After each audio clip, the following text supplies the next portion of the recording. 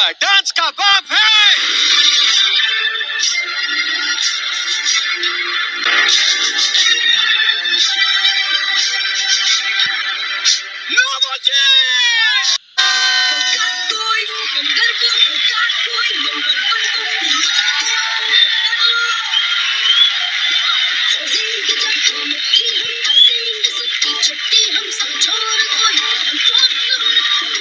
Congratulations Navjeet, आपको मिलती है ये चमचम।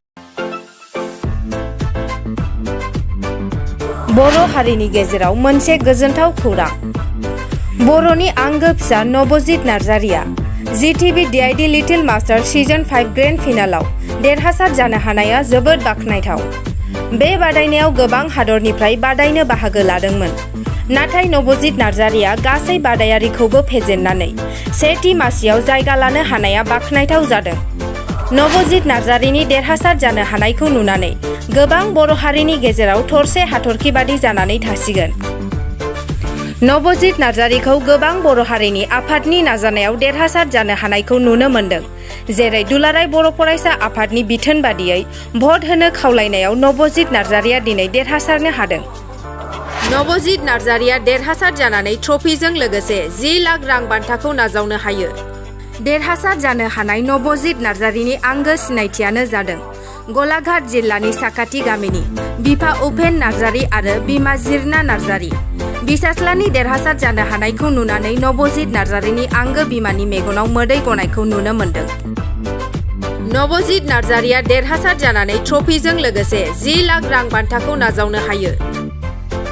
बे बादायनायावनो फार्स्ट रानार आप आफन फेगु आरो सेकेन्ड रानार आपआव आध्यश्रीया मोननो हादों।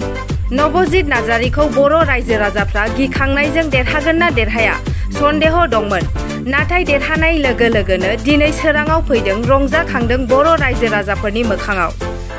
आरोबाव खनसे बुंफिनबावदों बर' हारिनि गेजेराव मोनसे गोजोनथाव खौरां। बर'नि आंगो फिसा नवजित नार्जारिया Zee TV DID little master season 5 grand फिनालाव देरहासार जानो हानाया जोबोद बाखनायथाव। बे बादायनायाव गोबां हादरनिफ्राय बादायनो बाहागो लादोंमोन।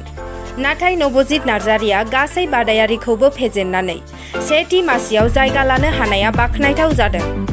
नवजित नार्जारिनि देरहासार जानो हानायखौ नुनानै गोबां बर' हारिनि गेजेराव थरसे हाथरखि बादि जानानै थासिगोन।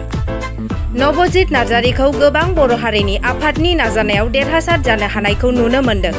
जेरै दुलाराय बर' फरायसा आफादनि बिथोन बादियै भट होनो खावलायनायाव नवजित नार्जारिया दिनै देरहासारनो हादों।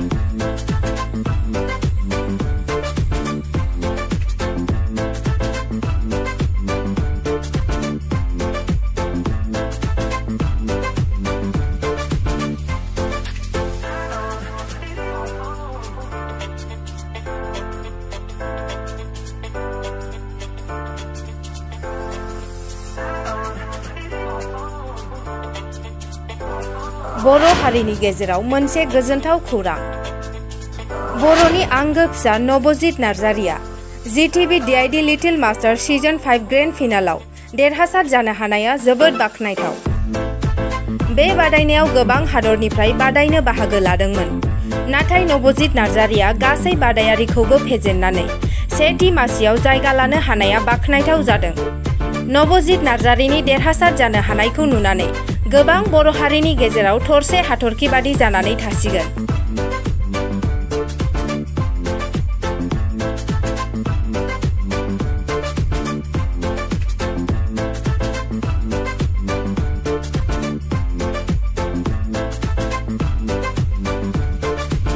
प्रेजेंट करें, जोरदार तालियां हो जाए।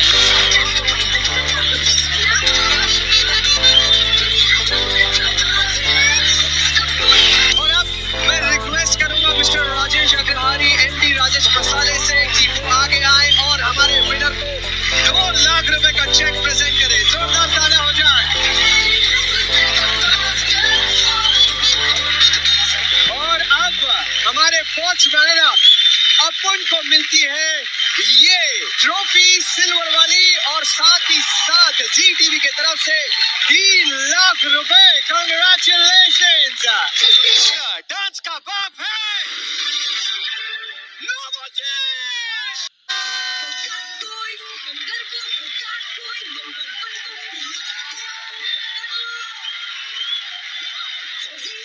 Congratulations,